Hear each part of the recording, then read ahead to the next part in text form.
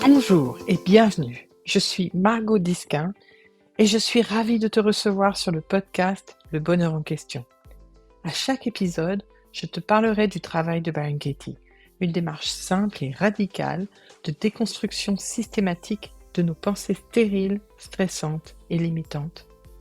Le travail, ou The Work, mène à de profondes prises de conscience, une meilleure connaissance de soi et permet de goûter à plus de clarté, de joie et de paix dans sa vie.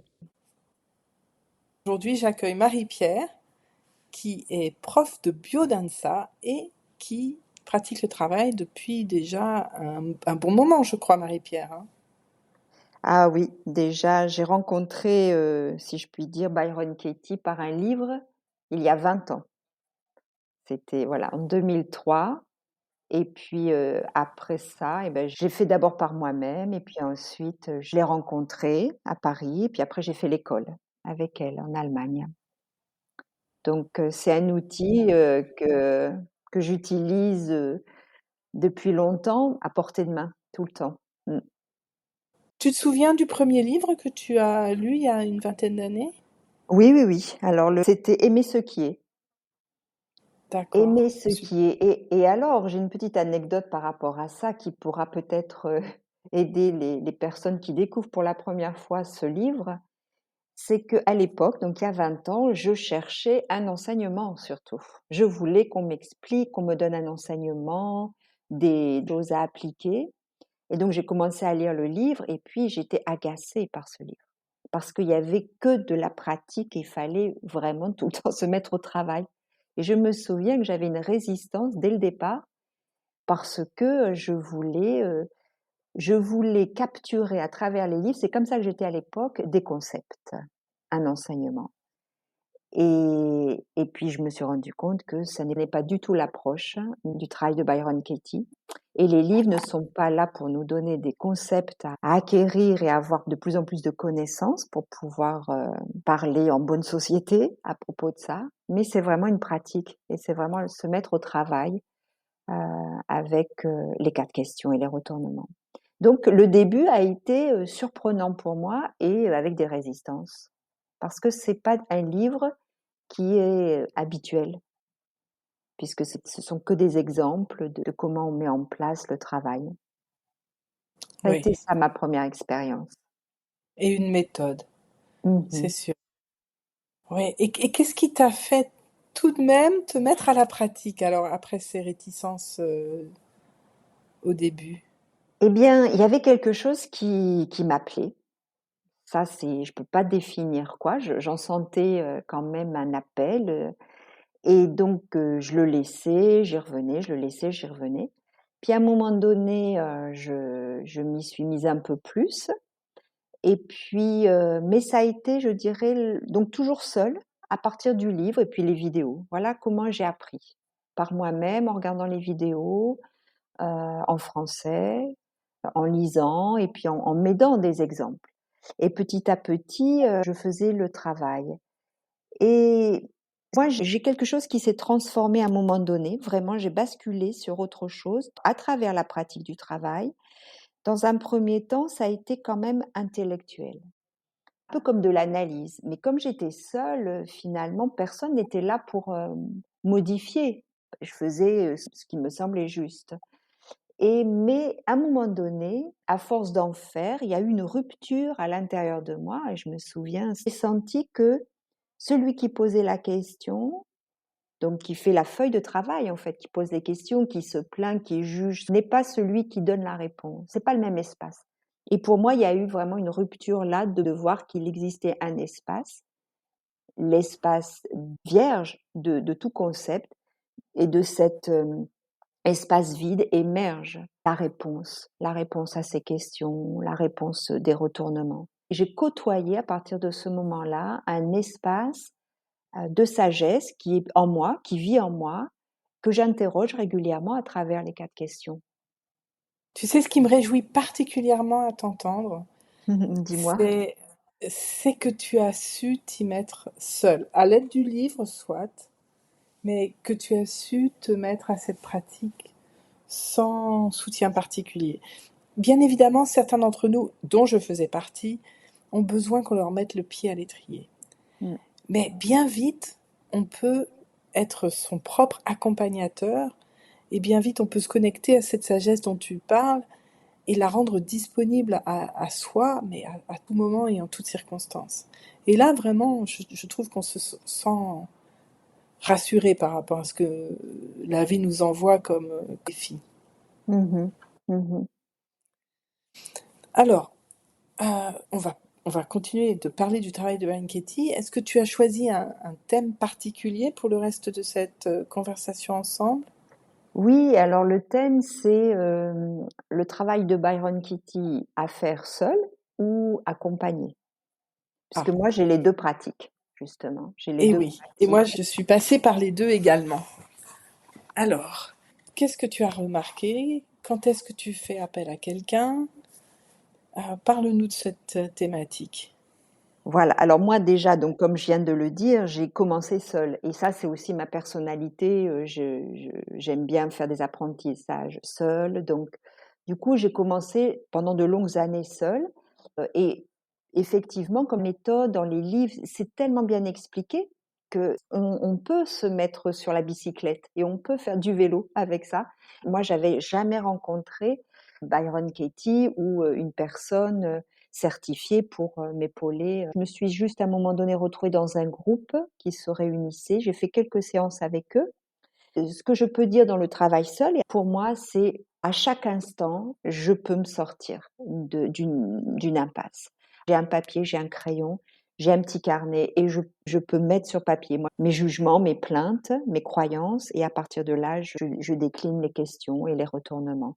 Et ça, je peux le faire n'importe où. Je peux être dans le train, une pensée m'envahit et des émotions montent, et ben je peux tout de suite faire le travail. J'ai besoin d'aucun lieu, j'ai besoin de personne, j'ai pas besoin d'un environnement particulier, j'ai juste besoin d'un petit papier.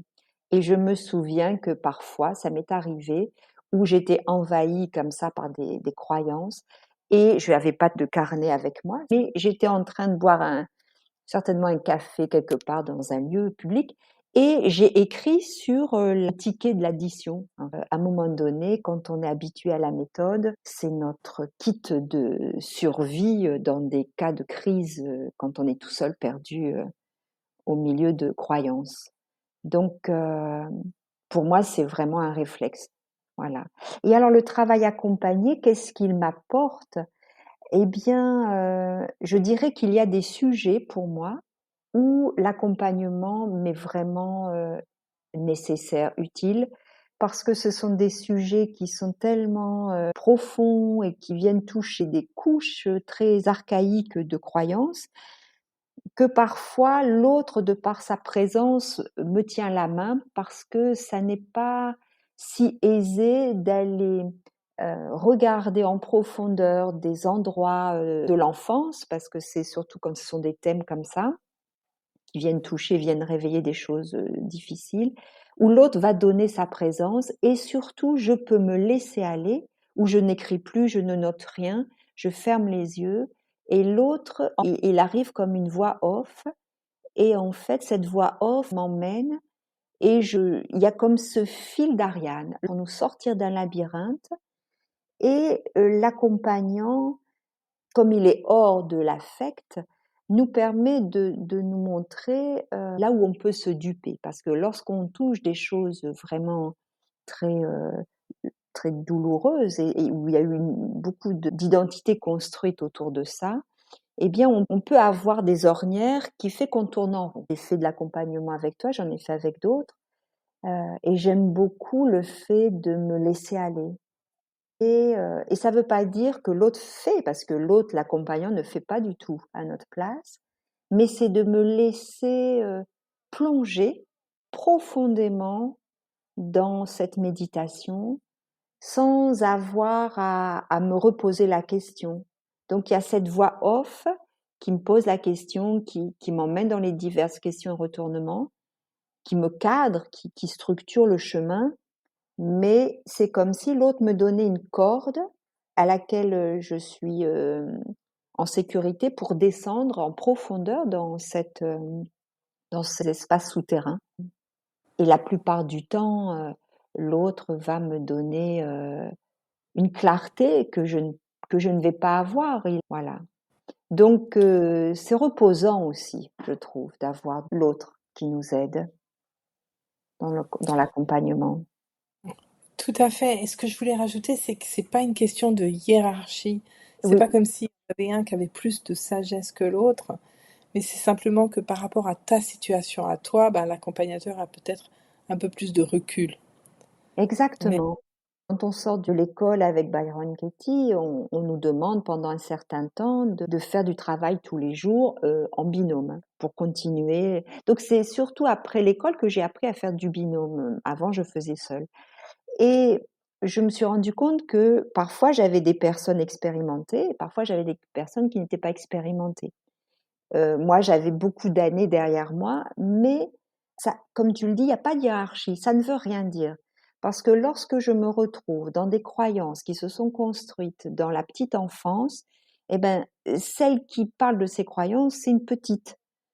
Et l'autre, parce qu'il a du recul et qu'il n'est pas prisonnier de ce temps-là, je vais dire, de cet espace-temps, il a ce recul et cette maturité pour pouvoir accompagner.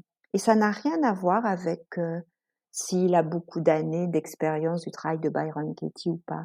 Et du coup, ça permet aussi d'avoir une certaine humilité à accepter d'être accompagné, euh, parce qu'il y a ça aussi, être accompagné. Moi, comme j'avais l'habitude par moi-même, j'avais un peu des exigences, il fallait que la personne, ceci, cela.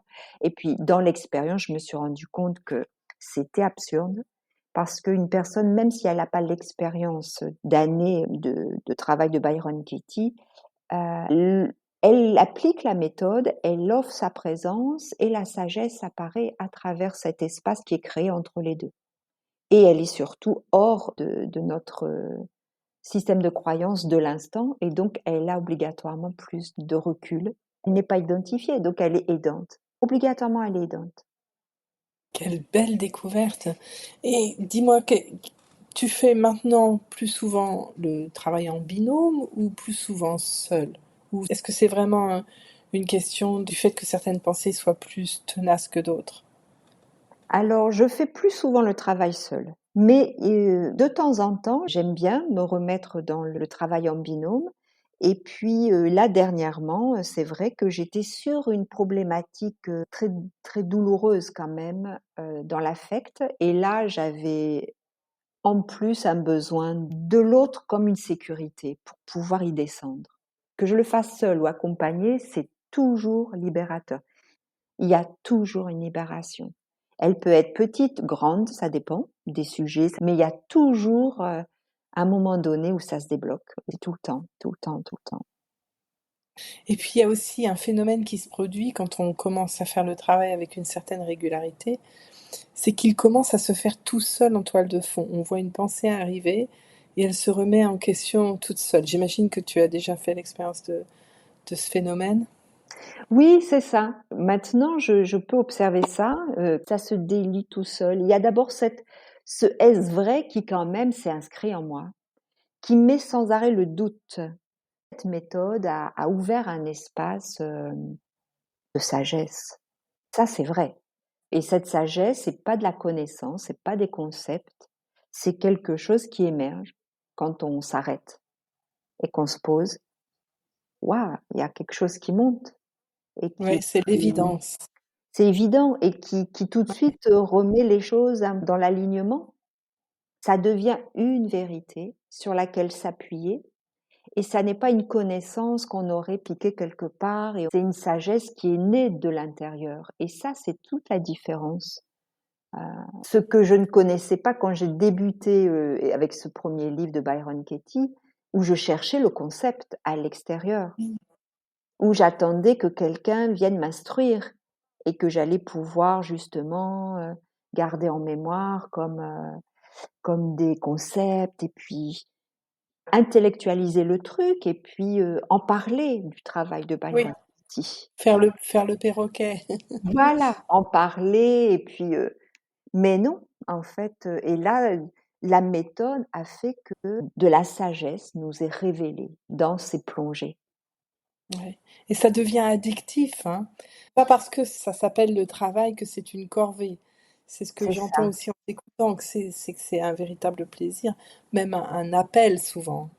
Oui, c'est comme quand on apprend à manger de la bonne nourriture. À un moment donné, le corps, il n'a pas envie de la malbouffe, quoi. Quand il est habitué à manger des choses de qualité, des produits sains, eh bien, le corps réclame. Et là, moi, je sais qu'aujourd'hui, très souvent, mon être réclame que je fasse le travail parce que c'est comme une bonne douche, c'est comme un bon repas, quelque chose qui nettoie et qui va nourrir mon Ouais. esprit et mon cœur. Je rentre dans un autre temps pour faire le travail et tout de suite, voilà. Ça se délie et si ça concerne une personne avec qui je suis, la personne, elle est souvent surprise. Si par exemple elle s'est absentée 1 heure ou 2 heures et pendant ce temps-là, j'ai fait le travail sur une situation, elle est surprise de voir comment, ça n'existe plus quand elle revient. Quelque chose s'est ouvert. Oui, alors ce que tu commences à évoquer là, c'est qu'on fait son travail intérieurement et ça change la vie. Ouais, C'est comme si tout se mettait en place pour nous montrer, d'une part, ce qu'on a déjà travaillé et d'autre part, ce qui nous reste à travailler. Dis-moi, si quelqu'un avait été inspiré par notre conversation et voulait vraiment s'y mettre, mais peut-être rencontrait quelques difficultés initiales, qu'est-ce que tu lui conseillerais de faire? alors, je pense que si la personne a des difficultés au départ, si elle n'y arrive pas par elle-même en lisant les livres, si elle sent qu'elle tourne en rond et tout ça, de se faire accompagner. Parce que ça peut être le danger du début, du débutant, le danger de ne pas faire la différence entre une cogitation mentale et la méditation. C'est Hmm. pas du tout la même énergie. Mais une personne qui n'est pas habituée à ça ne va pas reconnaître cette différence et l'accompagnant va pouvoir, d'une façon, pédagogique finalement, lui montrer: «Bah, tu vois là c'est ton mental qui répond» et lui apprendre à se déposer, à rester et à attendre que la réponse vienne d'ailleurs. Oui. Tu sais que j'ai conçu un programme qui s'appelle Vivre le travail de Byron Katie, hein, et Mmh qui évidemment donne les rouages de la méthode, mais son but avant tout, c'est d'accompagner les gens vers l'autonomie, mh. Mmh. tout en étant cocooné par un groupe d'entraide, mais d'aller de l'accompagnement à, quand il est nécessaire, il reste nécessaire bien sûr, mais d'apprendre à s'approprier cette démarche jusqu'à ce qu'elle soit en quelque sorte dans notre moelle épinière et qu'on puisse compter dessus en toutes circonstances. Et ça, c'est vraiment quelque chose qui me réjouit. Le fait de voir des personnes se mettre à la méthode et du coup devenir des piliers qui peuvent justement mettre le pied à l'étrier d'autres personnes.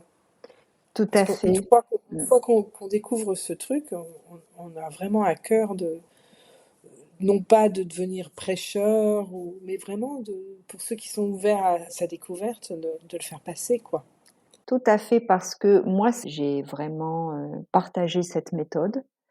J'ai organisé des petits ateliers et l'objectif, c'était de dire aux gens: «C'est un outil pour être autonome». L'accompagnement, c'est comme quand on apprend à rouler à vélo ou quand on retire les petites roulettes, on nous aide à tenir. Mais à un moment donné, ce travail se fait seul.